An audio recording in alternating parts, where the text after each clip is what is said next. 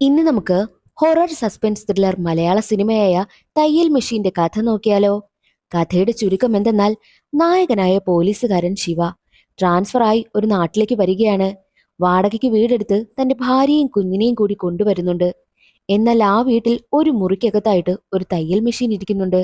ആ തയ്യൽ മെഷീൻ കാരണം നായകനും ഭാര്യയ്ക്കും കുഞ്ഞിനും ഒരുപാട് പ്രശ്നങ്ങൾ നേരിടേണ്ടി വരുന്നു. കാരണം എന്തെന്നാൽ, ആ തയ്യൽ മെഷീനുള്ളിൽ ഒരു പ്രേതാത്മാവുണ്ട്. ആ പ്രേതാത്മാവിന്റെ ശല്യം ഇതിനു മുൻപും വാടകയ്ക്ക് വന്നവർക്കൊക്കെ ഉണ്ടായിട്ടുണ്ട്. നായകനാണെങ്കിലോ ആ ഒരു തയ്യൽ മെഷീൻ കാരണം സ്വസ്ഥതയില്ലാതായി. തയ്യൽ മെഷീൻ ഉപേക്ഷിക്കാമെന്ന് വെച്ചാൽ ഉപേക്ഷിക്കാൻ കൊണ്ടുപോയാലോ, വീണ്ടും തിരികെ വരുമ്പോൾ ആ റൂമിൽ തന്നെ തയ്യൽ മെഷീൻ ഇരിക്കും. എപ്പോഴും അതിന്റെ ശബ്ദം കേട്ടുകൊണ്ടേയിരിക്കുന്നു. മാത്രവുമല്ല, ഒരു പ്രേതാത്മാവായ കുട്ടിയെ കൂടി അവർ കാണുന്നുണ്ട്. അതോടുകൂടി ആ ഒരു വീട്ടിൽ, അതായത് ആ ഒരു തയ്യൽ മെഷീനിൽ എന്തോ പ്രശ്നമുള്ള കാര്യം നായകന് മനസ്സിലായി. തയ്യൽ മെഷീനിൽ കുടിയിരിക്കുന്നത് ഒരു പ്രേതാത്മാവാണ്. എന്തിനായിരിക്കാം ആ ഒരു പ്രേതാത്മാവ് തയ്യൽ മെഷീനിൽ കുടിയിരിക്കുന്നത്? എന്തുകൊണ്ടായിരിക്കാം നായകനെയും അവന്റെ കുടുംബത്തിനെയും ഇങ്ങനെ ടോർച്ചർ ചെയ്യുന്നത്? ആ ഒരു ആത്മാവിന്റെ ഉദ്ദേശം എന്തായിരിക്കാം എന്നൊക്കെ അറിയണ്ടേ? എങ്കിൽ നമുക്ക് വേഗം സിനിമയുടെ കഥയിലേക്ക് കടക്കാം. അതിനു മുൻപായിട്ട് വീഡിയോ കാണുന്ന കൂട്ടുകാർ ഒന്ന് സപ്പോർട്ട് ചെയ്യാനും വീഡിയോ ഒന്ന് ഹൈപ്പ് ചെയ്യാനും മറക്കരുതേ. സിനിമ തുടങ്ങുമ്പോൾ പ്രേതബാധയുള്ള ഒരു വീടാണ് കാണിക്കുന്നത്. അവിടെ താമസിക്കുന്നവർക്ക് ഒരുപാട് പ്രശ്നങ്ങളൊക്കെ നേരിടേണ്ടി വരുന്നു. അതുകൊണ്ട് തന്നെ പേടിച്ച ആ വീട്ടിലുള്ളവർ വീടുപേക്ഷിച്ച് പോവുകയാണ്. പോകുന്നതിന് മുൻപ് ഒരു മുത്തശ്ശി വീടിനകത്തു നിന്നുമുള്ള തയ്യൽ മെഷീന്റെ ശബ്ദം കേട്ട് വീട്ടിലേക്ക് തന്നെ നോക്കും. അപ്പോൾ ആ വീട്ടിലെ ഒരു റൂമിലിരിക്കുന്ന തയ്യൽ മെഷീൻ ഓട്ടോമാറ്റിക്കായിട്ട് വർക്ക് ചെയ്യുകയാണ്. ആ തയ്യൽ മെഷീനിലാണ് പ്രേതമുള്ളതും. ആ സീൻ അവിടെ കട്ടായി. പിന്നീട് കാണിക്കുന്നത് നായകനായ ശിവയാണ്. ഈ ശിവ പോലീസ് ഇൻസ്പെക്ടറാണ്. ശിവ ട്രാൻസ്ഫർ ആകാറായതിനാൽ ആ നാട്ടിൽ താമസിക്കുവാനായി പോകുന്നതിന് വേണ്ടിയിട്ട് ഒരു വീട് വേണമല്ലോ. അതുകൊണ്ട് തന്നെ വീട് നോക്കുകയാണ് ശിവ. ശിവ എത്തിപ്പെട്ടതും പ്രേതബാധയുള്ള സിനിമയുടെ തുടക്കത്തിൽ കാണിച്ച അതേ വീട്ടിലേക്കും. ബ്രോക്കർ ആണെങ്കിലോ വീട് മുഴുവൻ ശിവയ്ക്ക് കാണിച്ചു കൊടുക്കും. അതിൽ ഒരു മുറിയിലേക്ക് മാത്രം ബ്രോക്കർ കയറുന്നില്ല. അവിടെ എന്താണെന്ന് ചോദിച്ച് ശിവ നോക്കുമ്പോഴോ ഒരു തയ്യൽ മെഷീൻ മാത്രമായിരുന്നു ഉണ്ടായിരുന്നതും. ഇതെന്താ ഈ മുറിയിൽ തയ്യൽ മെഷീൻ മാത്രമെന്ന് ശിവ ചോദിക്കും. അത് മുൻപ് താമസിച്ചിരുന്നവരുടേതാ, വേണമെങ്കിൽ എടുത്തു മാറ്റാമെന്നും ബ്രോക്കർ പറയും.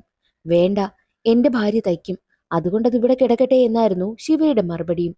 ബ്രോക്കറിന് സത്യത്തിൽ ആ വീട്ടിൽ പ്രേതബാധയുള്ള കാര്യം നന്നായി അറിയാം. എന്നിട്ടും മനഃപൂർവ്വം പറയാത്തതാ. അഡ്വാൻസ് കാശും വാങ്ങി അയാൾ പേടിച്ച് അവിടെ നിന്ന് പോവുകയാണ്. എന്നാൽ ഈ കാര്യമൊന്നും ശിവയ്ക്ക് അറിയത്തില്ലല്ലോ. അവിടെ നിന്നും ശിവ പോവുകയും ചെയ്യുന്നു. അടുത്ത ദിവസം ട്രാൻസ്ഫർ ആയി വന്ന ശിവയാണെങ്കിലോ ഡ്യൂട്ടിക്കും ജോയിൻ ചെയ്യുകയാണ്. എസ് ഐ ശിവയ്ക്ക് അടുത്തേക്ക് എത്തി കാര്യങ്ങളൊക്കെ ചോദിക്കുന്നുണ്ട്. വാടകയ്ക്ക് വീടെടുത്ത് വീട്ടുകാരെ കൊണ്ടുവന്നിട്ടേയില്ല, ഉടനെ എത്തും എന്നൊക്കെയുള്ള കാര്യം ശിവ പറയുന്നു. അപ്പോഴായിരുന്നു ഒരു മോഷണ കേസ് അവർക്ക് വന്നതും. അതുകൊണ്ട് തന്നെ ശിവയും കൂട്ടരും അവിടേക്ക് പോകുന്നുണ്ട്. അതേസമയം വാടക വീട്ടിലേക്ക് സാധനം ഇറക്കുവാനായിട്ട് ശിവ പറഞ്ഞിട്ട് ആളുകൾ എത്തിയിട്ടുണ്ടായിരുന്നു. സാധനങ്ങളൊക്കെ ഇറക്കി വെച്ച് രണ്ട് ജോലിക്കാർ അവിടെ നിന്ന് സിഗരറ്റ് വലിച്ച് നിൽക്കവേ സിഗരറ്റിന്റെ പുക മുകളിലേക്ക് ഉയർന്നു പൊങ്ങി ഒരു പെണ്ണിന്റെ രൂപം തെളിയുന്നു. അത് കണ്ടാൽ വല്ലാതെ പേടിക്കും. കൂടെയുള്ള ആളും കാണുന്നുണ്ട്. രണ്ടാളും സാധനം പിറക്കി വെച്ച് അവിടെ എന്തോ പ്രേതബാധയുണ്ടെന്ന് മനസ്സിലാക്കി പേടിച്ച് അവിടെ നിന്ന് ഓടിപ്പോവുകയാണ് ചെയ്തതും. സത്യത്തിൽ പ്രേതാത്മാവ് ഒരു സ്ത്രീയാണ്. അവർക്കൊപ്പം അവരുടെ മകളുമുണ്ട്. രണ്ടാളും മുഖത്തോട് മുഖം നോക്കി ചിരിക്കുകയും ഒക്കെ ചെയ്യുന്നുണ്ട്. എന്നാൽ മറ്റൊരു വശത്ത് ശിവയും കൂട്ടനും പോയത് മോഷണം നടന്ന വീട്ടിലേക്കാണ്. ജനൽ അറുത്തിട്ടാണ് കള്ളന്മാർ അവിടേക്ക് കയറിയിരിക്കുന്നതും. ശിവ എസ് ഐയോട് ചോദിക്കുന്നുണ്ട്, ഈ നാട്ടിലുള്ള ആളല്ലേ നിങ്ങൾ? അപ്പോൾ ഇവിടെയുള്ള കള്ളന്മാരെയൊക്കെ നന്നായിട്ട് അറിഞ്ഞൂടെ? ഇങ്ങനെയുള്ള രീതിയിൽ മോഷണമൊക്കെ നടത്തുന്നത് ആരാന്ന് ചോദിക്കും. എന്നാൽ ആ ഒരു എസ് ഐക്കാണെങ്കിലോ വലിയ ഐഡിയ ഒന്നും ഇല്ലായിരുന്നു. ഒരുപാട് പേർ മോഷണം നടത്തും, പക്ഷേ അധികം അങ്ങനെ കണ്ടുപിടിക്കാനൊന്നും കഴിഞ്ഞിട്ടില്ല എന്ന രീതിയിലാണ് സംസാരിച്ചതും.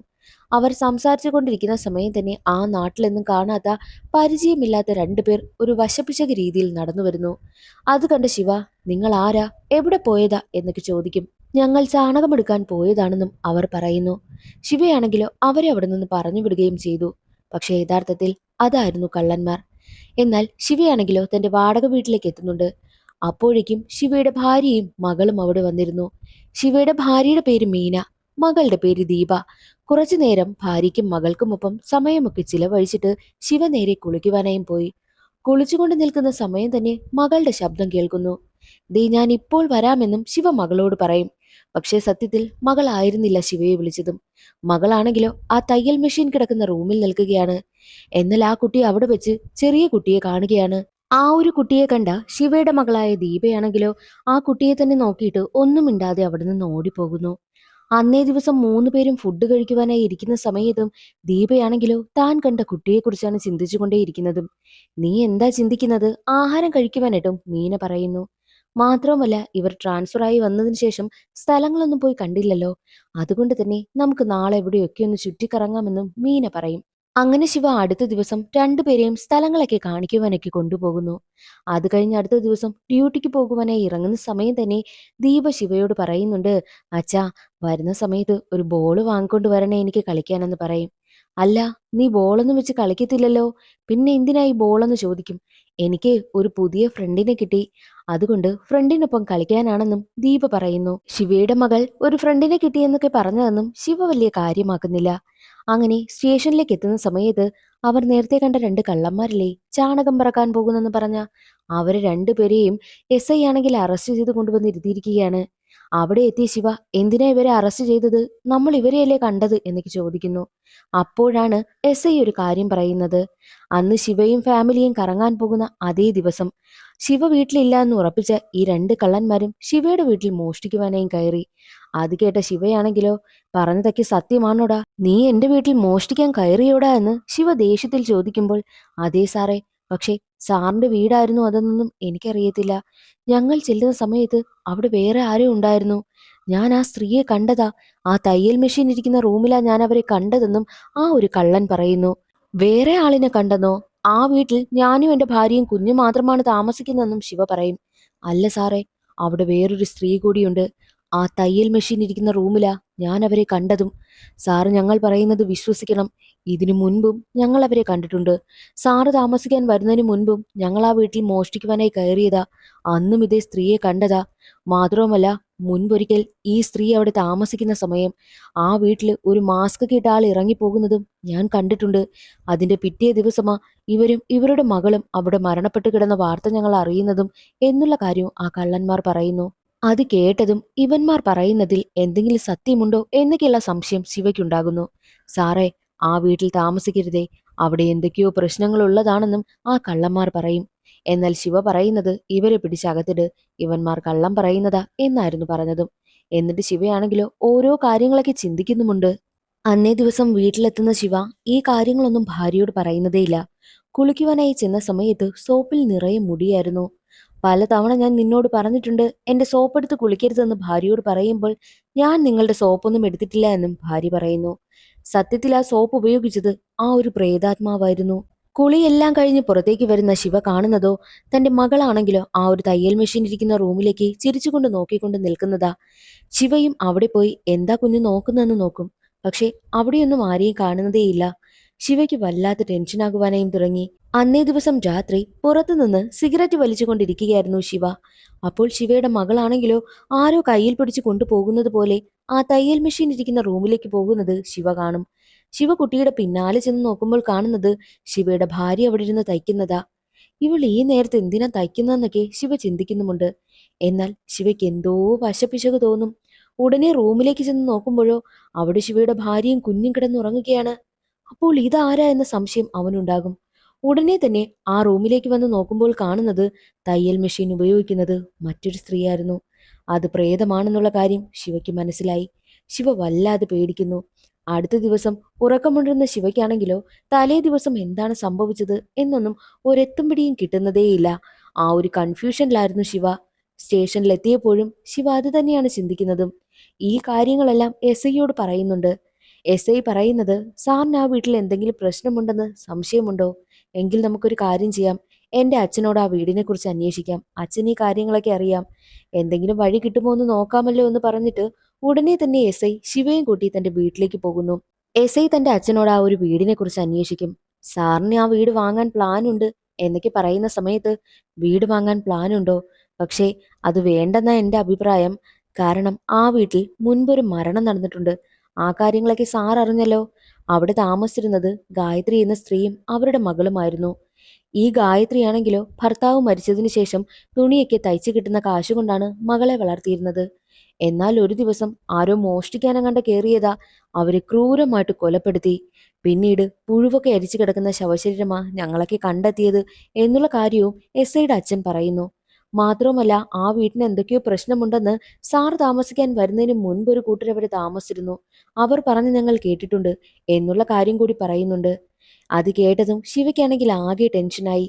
അതേ സമയം തന്നെയായിരുന്നു വീട്ടിലുള്ള ശിവയുടെ ഭാര്യയാണെങ്കിലോ തയ്യൽ മെഷീന്റെ ശബ്ദം കേട്ട് മെഷീൻ ഇരിക്കുന്ന റൂമിലേക്ക് ചെല്ലുന്നതും. അപ്പോൾ തയ്യൽ മെഷീൻ ആണെങ്കിലോ ഓട്ടോമാറ്റിക്കായിട്ട് വർക്കായിക്കൊണ്ടേയിരിക്കുന്നു. ശിവയുടെ ഭാര്യ അത് പിടിച്ചു നിർത്തും, എന്നാലും വീണ്ടും വർക്കാകുന്നു. അത് കണ്ടതും ശിവയുടെ ഭാര്യയെ മീനയ്ക്ക് വല്ലാതെ പേടിയാകും. അതേ സമയം തന്നെയായിരുന്നു ബോള് കളിച്ചുകൊണ്ടിരിക്കുന്ന ഒരു കുട്ടിയെ കാണുന്നതും. ആ കുട്ടിയാണ് ആ മരിച്ചുപോയ ഗായത്രി എന്ന് പറഞ്ഞില്ലേ, അവരുടെ കുട്ടിയും. ആ കുഞ്ഞ് മരിച്ചുപോയതാ. പ്രേതത്തിനെയാണ് മീന കണ്ടിരിക്കുന്നത്. ആ കുഞ്ഞുടനെ തന്നെ മീനയുടെ ദേഹത്തേക്ക് അങ്ങ് ഇടിച്ചു കയറുന്നു. അതേ സമയം തന്നെ തയ്യൽ മെഷീൻ ഇരിക്കുന്ന റൂമിലെ വാതിലടയുകയും മീനയുടെ ബോധം പോവുകയും ചെയ്തു. എന്നാൽ മറ്റൊരു വശത്ത് എസ്ഐയും ശിവയും ചേർന്ന് നേരെ പോകുന്നത് ആ നാട്ടിലുള്ള പള്ളിയിലച്ഛനെ കാണുവാൻ വേണ്ടിയിട്ടാണ്. ശിവ താമസിക്കുന്ന ഈ വാടക വീടില്ലേ, ഈ വീട്ടിൽ മുൻപൊരു കൂട്ടർ താമസിച്ചിരുന്നു. അവരവിടെ നിന്ന് ഒഴിഞ്ഞു പോയല്ലോ. അവരാണെങ്കിൽ പള്ളിയിലച്ഛനടുത്ത് വന്ന് കണ്ടിട്ട് ആ വീട്ടിലെ പ്രേതശല്യത്തിനെ കുറിച്ചൊക്കെ പറഞ്ഞിരുന്നു. പക്ഷേ പള്ളിയിലച്ഛനെത്തി എന്തെങ്കിലുമൊക്കെ ചെയ്യുന്നതിന് മുൻപ് തന്നെ അവരവിടെ നിന്ന് മാറിപ്പോയിരുന്നു എന്നുള്ള കാര്യം അച്ഛൻ പറയും. കൂടാതെ അച്ഛൻ ഒരു കാര്യം കൂടി പറയുന്നുണ്ട്. ആ തയ്യൽ മെഷീനിലാണ് പ്രേതാത്മാവുള്ളത്. അതുകൊണ്ട് ഒരേ ഒരു വഴിയേ ഉള്ളൂ, തയ്യൽ മെഷീൻ ആ വീട്ടിൽ നിന്നും എവിടേക്കെങ്കിലും കൊണ്ടുപോയി ഉപേക്ഷിക്കുക എന്നുള്ള കാര്യം കൂടി അച്ഛൻ പറഞ്ഞപ്പോൾ തയ്യൽ മെഷീൻ ഉപേക്ഷിക്കുവാനായിട്ട് എസ്ഐയും പിന്നെ ശിവയും തീരുമാനിക്കുകയാണ്. സത്യത്തിൽ അന്ന് ഗായത്രിയുടെ മരണം അന്വേഷിച്ച പോലീസുകാർക്ക് ഗായത്രിയെ കൊന്നത് ആരാണെന്നോ എന്തിനു വേണ്ടിയിട്ടാണ് ഗായത്രിയും മകളെയും കൊന്നതെന്നോ, അത് കള്ളന്മാർ മോഷണത്തിന് വേണ്ടിയാണോ ചെയ്തത് അതോ വല്ല സൈക്കോയുമാണോ ചെയ്തത് എന്നുള്ള കാര്യങ്ങളൊന്നും കണ്ടുപിടിക്കാനാകാത്തത് കൊണ്ട് തന്നെ കേസ് ക്ലോസ് ചെയ്തു കളഞ്ഞു. അവളുടെ മരണം ഒരു ദുരൂഹത പോലെ തന്നെ ചുരുളഴിയാതെ കിടക്കുകയാണ്. അങ്ങനെ അന്നേ ദിവസം തന്നെ ഭാര്യ അറിയാതെ വീട്ടിലേക്ക് വന്നിട്ട് എസ്ഐയും ശിവയും ചേർന്നിട്ട് ആ ഒരു തയ്യൽ മെഷീൻ കൊണ്ട് കളയുവാനായും തീരുമാനിച്ചു. ഒരു പിക്കപ്പിലേക്ക് തയ്യൽ മെഷീൻ കയറ്റും. സാർ പേടിക്കണ്ട, ഞാൻ ഇതിന്റെ കാര്യം നോക്കിക്കോളാമെന്നും എസ്ഐ പറയുന്നുണ്ട്. എന്നിട്ടവർ സംസാരിച്ച് തിരിഞ്ഞു നോക്കിയതും പിക്കപ്പിൽ വെച്ചിരുന്ന തയ്യൽ മെഷീൻ കാണുന്നില്ല. വീടിനകത്തു നിന്നും മെഷീൻ വർക്ക് ചെയ്യുന്ന ശബ്ദം കേൾക്കുന്നു. ചെന്ന് നോക്കുമ്പോൾ എവിടെ നിന്നാണോ എടുത്തത് അവിടെ തന്നെ മെഷീൻ ഇരിക്കുന്നു. അത് കണ്ടതും ശിവയ്ക്കും എസ്ഐക്കും പേടിയാകുവാനായും തുടങ്ങി. മാത്രവുമല്ല, മരണപ്പെട്ടു പോയ ഗായത്രിയെയും ഗായത്രിയുടെ മകളുടെയും പ്രേതത്തെ അവർ രണ്ടുപേരും അവിടെ കാണുകയും ചെയ്തു. അതോടുകൂടി രണ്ടുപേരും പേടിച്ച് അവിടെ നിന്ന് പോകും. അടുത്ത ദിവസം സ്റ്റേഷനിലേക്ക് എത്തിയ എസ്ഐ പറയുന്നുണ്ട്, സാറേ, എന്റെ ജോലി പോയാലും വേണ്ടില്ല, സാർ ഇനി ഒരു കാര്യത്തിനും എന്നെ വിളിക്കല്ലേ. ഞാൻ ഇത്രയും നാൾ ഈ കാര്യങ്ങളിലൊന്നും വിശ്വസിച്ചതല്ല, പക്ഷേ ഇപ്പൊ തൊട്ട് ഞാൻ വിശ്വസിക്കുക, ഇനി എന്നെ വിളിക്കല്ലേ എന്ന് പറഞ്ഞിട്ടാണ് എസ്ഐ അവിടെ നിന്ന് പോകുന്നതും. അങ്ങനെ ശിവ ഒരു ഡോക്ടറിനോട് ഈ ഗായത്രിയുടെ മരണത്തിനെ സംബന്ധിച്ച കാര്യങ്ങളൊക്കെ അന്വേഷിക്കുകയാണ്. ഡോക്ടർ പറയുന്നത് ഗായത്രിയെ കൊന്നത് ചിലപ്പോൾ ഒരു സൈക്കോ ആയിരിക്കാം, ചിലപ്പോൾ ഒരുപാട് സ്നേഹിച്ചത് കൊണ്ട് തന്നെ ആ ഒരു വിധത്തിൽ കൊന്നുകളഞ്ഞതായിരിക്കാം. എന്തായിരിക്കും സൈക്കോയുടെ മോട്ടീവ് എന്നുള്ള കാര്യം നമുക്ക് പറയാൻ പറ്റത്തില്ല. ഒന്നുകിൽ ആ സൈക്കോ ജീവനോടെ ഉണ്ടാകില്ല. ഈ ഗായത്രിയും കുഞ്ഞിനെയും കൊന്നുകളഞ്ഞ ഉടനെ തന്നെ സൈക്കോയും മരണപ്പെട്ട് കാണാം എന്നുള്ള തന്റെ തോന്നലുകളെല്ലാം ഡോക്ടർ ശിവയോട് പറയുന്നുണ്ട്. അതിനുശേഷം എസ്ഐയും കൂട്ടി ശിവ നേരെ പോകുന്നത് വീണ്ടും പള്ളിയിലച്ഛനെ കാണാനാ. നടന്ന കാര്യങ്ങളെല്ലാം പള്ളിയിലച്ഛനോട് പറയുന്നുണ്ട്. അച്ഛൻ പറയുന്നത്, ഞാൻ അവിടെ വരുന്നത് വരെ നിങ്ങളൊന്ന് വെയിറ്റ് ചെയ്യണം, ഞാൻ ഉടനെ അവിടേക്ക് വരാമെന്നും ശിവയോട് പറയുന്നു. അങ്ങനെ ശിവയും എസ്ഐയും കൂടി നേരെ വീട്ടിലേക്ക് വരും. എസ്ഐയെ ഒരുപാട് നിർബന്ധിച്ചാണ് ശിവ കൂട്ടിക്കൊണ്ടു വരുന്നത്. എസ്ഐക്കാണെങ്കിൽ വല്ലാത്ത പേടിയും. വീട്ടിൽ വരുമ്പോൾ തന്നെ തയ്യൽ മെഷീൻ ഇരിക്കുന്ന റൂമിൽ നിന്നും എന്തൊക്കെയോ ശബ്ദങ്ങൾ കേൾക്കുന്നു. ചെന്ന് നോക്കുമ്പോൾ കാണുന്നത് മരണപ്പെട്ട ഗായത്രിയുടെ കുട്ടി അവിടെ നിൽക്കുന്നു. അത് കണ്ടതും അവർ പേടിച്ചു പോകും. ഉടനെ തന്നെ അവിടെ നിന്നും അടുക്കളയിലേക്ക് വരികയാണ്. അടുക്കളയിൽ എന്തോ ശബ്ദം കേട്ടാണ് വരുന്നതും. ചെന്ന് നോക്കുമ്പോൾ അവിടെ നിൽക്കുകയാണ് ശിവയുടെ വൈഫ്.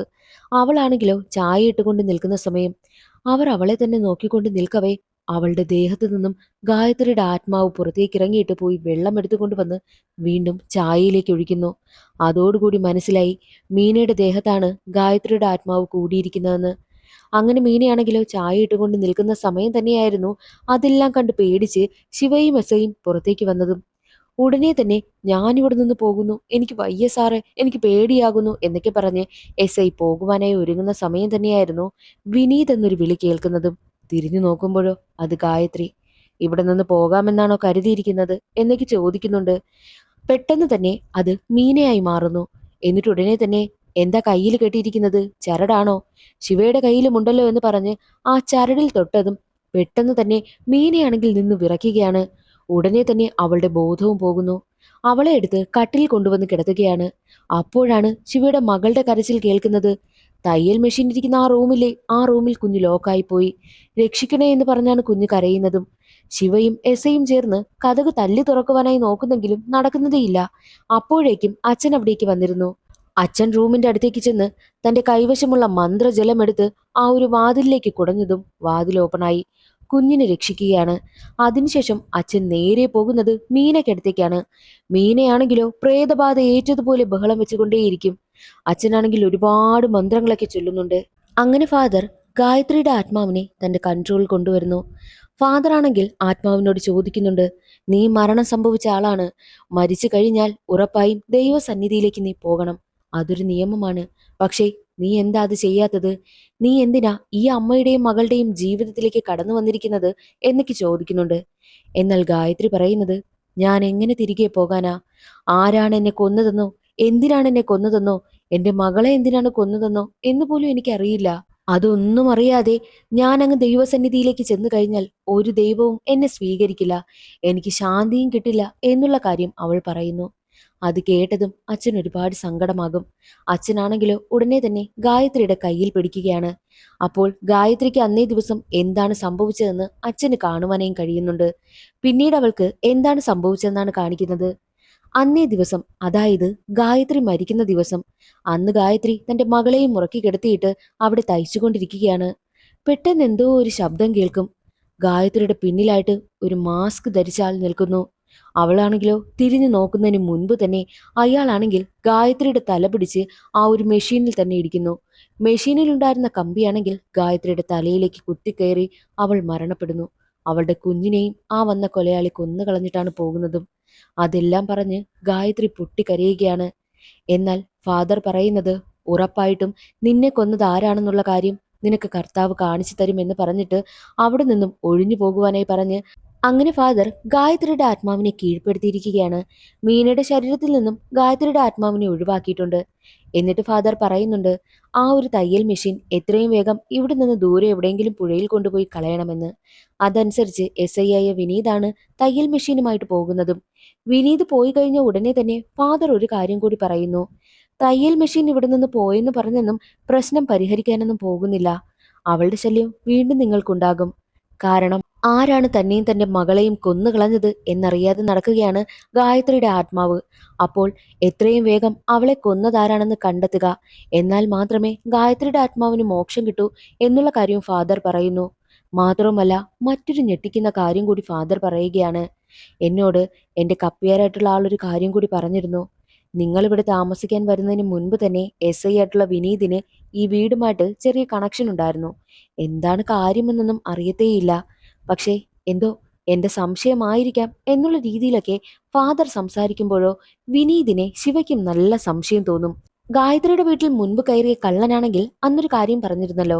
ഗായത്രി മരിക്കുന്ന ദിവസം ഗായത്രിയുടെ വീട്ടിൽ നിന്നും ഒരാൾ ഇറങ്ങി വരുന്നത് കണ്ടുവെന്ന്. മാസ്ക് ഇട്ടാൽ അയാളുടെ കയ്യിൽ ഈ ബോക്സർമാർ ധരിക്കുന്ന രീതിയിലുള്ള കയ്യുറയുണ്ടായിരുന്നു. ആ ഒരു കാര്യം കള്ളൻ ശ്രദ്ധിച്ചിരുന്നു. അതേസമയം തന്നെ വിനീതിന്റെ വീട്ടിലിരിക്കുന്ന ഒരു ഫോട്ടോയും കാണിക്കുന്നു. ആ ഫോട്ടോയിലും അന്ന് വന്ന മാസ്കിട്ട ആൾ ധരിച്ചിരുന്ന കയ്യുറയും ഒരേ കയ്യുറ തന്നെയായിരുന്നു. ആ സീൻ അവിടെ കട്ടായി. പിന്നീട് കാണിക്കുന്നത് വിനീതിന് നല്ല സംശയമുണ്ടായിരുന്ന ശിവ നേരെ വരുന്നത് വിനീതിന്റെ വീട്ടിലേക്കാണ്. അവിടെ വന്ന് ഫോട്ടോയും കാര്യങ്ങളും ഒക്കെ പരിശോധിക്കുന്നു. അതേ സമയമായിരുന്നു ശിവയ്ക്കടുത്തേക്ക് വിനീത് വരുന്നതും. വിനീതാണെങ്കിലോ ശിവയെ ഒരുപാട് തല്ലും. വിനീതിനെ ശിവയും ഒരുപാട് തല്ലുന്നുണ്ട്. അതേസമയം വിനീതിന്റെ അച്ഛൻ അവിടേക്ക് വരും. എന്തിനാ എന്റെ മകനെ തല്ലുന്നത്? അവൻ എന്ത് തെറ്റ് ചെയ്തു എന്നൊക്കെ അച്ഛൻ പറയും. അപ്പോഴാണ് വിനീതിന്റെ സ്വഭാവം മാറുന്നത്. അപ്പോഴാണ് വിനീത് ഒരു സത്യം തുറന്നു പറയുന്നത്. അതെ, ഞാൻ തന്നെയാ അവളെ കൊന്നത്, ഞാനാ അവളെ കൊന്നത് എന്നവനൊരു ഭ്രാന്തനെ പോലെ വിളിച്ചു പറയുന്നു. അതേ സമയം തന്നെയായിരുന്നു ഗായത്രിയുടെയും കുട്ടിയുടെയും പ്രേതാത്മാവ് അവിടെ വരുന്നതും.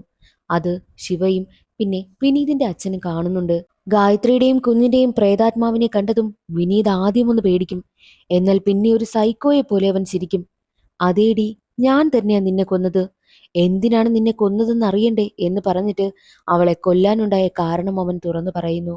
ഭർത്താവിന്റെ മരണശേഷം ഗായത്രിയാണ് തയ്യൽ ജോലിയൊക്കെ ചെയ്തിട്ട് കുഞ്ഞിനെ കഷ്ടപ്പെട്ട് നോക്കിക്കൊണ്ടേയിരുന്നതും. അമ്മയും മകളും ആ ഒരു വീട്ടില് നല്ല ഹാപ്പിയായിട്ടാണ് ജീവിച്ചു പോകുന്നതും. എന്നാൽ ഒരു ദിവസം എന്തോ ആവശ്യത്തിന് വിനീതും കൂട്ടരും ഗായത്രിയുടെ വീട്ടിലേക്ക് വന്നു. അന്ന് ആദ്യമായിട്ടാണ് വിനീത് ഗായത്രിയെ കണ്ടതും. അപ്പോൾ തന്നെ വിനീതിന് ഗായത്രിയോട് പ്രണയമായി. അവന്റെ മനസ്സിലുള്ള പ്രണയം വളർന്നു വന്നുകൊണ്ടേയിരുന്നു. പിന്നീട് എപ്പോഴൊക്കെ ഗായത്രിയെ കാണുമെങ്കിലും അവളോട് പ്രണയം പറയുവാനായിട്ട് അവൻ കൊതിച്ചുകൊണ്ടേയിരുന്നു. ഗായത്രി അറിയാതെ തന്നെ അവളെ എപ്പോഴും വിനീത് വീക്ഷിക്കുന്നുണ്ടായിരുന്നു. അങ്ങനെയിരിക്കെ ഒരു ദിവസം ഗായത്രിയോട് പ്രണയം പറയുവാനായിട്ട് വിനീത് അവളുടെ വീട്ടിലേക്ക് കയറി വരും. അപ്പോഴേക്കും ഗായത്രിയാണെങ്കിൽ കുളിച്ചിട്ടിറങ്ങി വരികയായിരുന്നു. അപ്രതീക്ഷിതമായിട്ടൊരു പുരുഷൻ തന്റെ വീട്ടിൽ കയറി വരുന്നത് കണ്ട് ഗായത്രിക്ക് അത് ഉൾക്കൊള്ളാനായിട്ട് കഴിഞ്ഞില്ല. അവൾ ഉടനെ തന്നെ അവന് വീട്ടിൽ നിന്ന് ഇറക്കി വിടുകയും മാത്രവുമല്ല ഗായത്രി വിനീതിനിട്ടൊരു അടി കൂടി കൊടുക്കുന്നുണ്ട്. അതും കൂടി ആയപ്പോൾ വിനീതിന് വല്ലാത്ത ഇൻസൾട്ടായി. അങ്ങനെ വിനീതിന് ഗായത്രിയോട് മനസ്സിൽ വല്ലാത്ത പ്രണയവും. പക്ഷേ അവളത് അക്സെപ്റ്റ് ചെയ്യുന്നില്ലല്ലോ. അതുകൊണ്ട് തന്നെ മരിച്ചാലോ എന്നവൻ ചിന്തിക്കും. പിന്നീട് അവൻ ആലോചിക്കുന്നത്, ഞാൻ എന്തിനു മരിക്കണം, അവളിന് ജീവനോടെ വേണ്ട എന്ന് ചിന്തിച്ചാണ് മുഖം മൂടിയൊക്കെ ധരിച്ച് അന്ന് രാത്രി തന്നെ ഗായത്രിയുടെ വീട്ടിലേക്ക് ചെന്നതും. തയ്ച്ചുകൊണ്ടിരുന്ന ഗായത്രിയുടെ തല മെഷീനിലേക്ക് പിടിച്ചിടിക്കുകയും കമ്പി കുത്തു കയറി ഗായത്രി മരിക്കുകയും ചെയ്തു. എന്നിട്ട് അവളുടെ മകളെയും ശ്വാസം മുട്ടിച്ചവൻ കൊന്നുകളഞ്ഞിട്ടാണ് അവിടെ നിന്ന് പോകുന്നതും. എന്നിട്ട് വിനീത് ഗായത്രിയുടെ ആത്മാവിനോട് ഒരു കാര്യം കൂടി പറയുന്നുണ്ട്. ഞാൻ നിന്നെ എത്രമാത്രം സ്നേഹിച്ചിരുന്നുവെന്ന് നിനക്കറിയില്ല. അത് പറഞ്ഞാൽ നിനക്ക് മനസ്സിലാകത്തുമില്ല എന്ന് പറഞ്ഞ് അവിടെയുണ്ടായിരുന്ന കത്തിയെടുത്ത് വിനീത് സ്വന്തം കഴുത്തറുത്ത് മരണപ്പെടുന്നു. ചെയ്യരുതെന്ന് ശിവയും അവന്റെ അച്ഛനും പറഞ്ഞിട്ട് പോലും കേൾക്കാതെയാണ് വിനീത് മരണപ്പെട്ടതും. അതെല്ലാം കണ്ട് കരഞ്ഞുകൊണ്ട് നിൽക്കുകയാണ് ഗായത്രി. അങ്ങനെ ഗായത്രിയെയും മകളെയും കൊന്നത് ആരാണെന്ന് അവളിപ്പോൾ അറിഞ്ഞിരിക്കുകയാണ്. അതിനുശേഷം കാണിക്കുന്നത് ആ ഒരു പുഴയിൽ കൊണ്ട് കളഞ്ഞ തയ്യൽ മെഷീനില്ലേ, അതെല്ലാം കൂടി യോജിച്ച് വരുന്നതും ആ ഒരു തയ്യൽ മെഷീൻ മറ്റൊരാൾക്ക് കിട്ടുന്നതുമാണ് കാണിക്കുന്നത്. അയാൾ അതെടുത്ത് പിക്കപ്പിൽ വെച്ച് തന്റെ വീട്ടിലേക്ക് കൊണ്ടുപോകുന്നു. അതോടുകൂടി സിനിമയുടെ കഥ അവിടെ അവസാനിക്കുകയാണ്. ഇന്നത്തെ ഈ ഒരു വീഡിയോ എല്ലാവർക്കും ഇഷ്ടമായെന്ന് കരുതുന്നു. ഇഷ്ടമായാൽ ഒന്ന് ലൈക്ക് ചെയ്ത് സപ്പോർട്ട് ചെയ്യാനും ചാനൽ ഇഷ്ടമായാൽ സബ്സ്ക്രൈബ് ചെയ്യാനും മറക്കരുതേ. അടുത്തൊരു സിനിമയുടെ കഥയിൽ കാണാം. അതുവരെ എല്ലാവർക്കും ബൈ.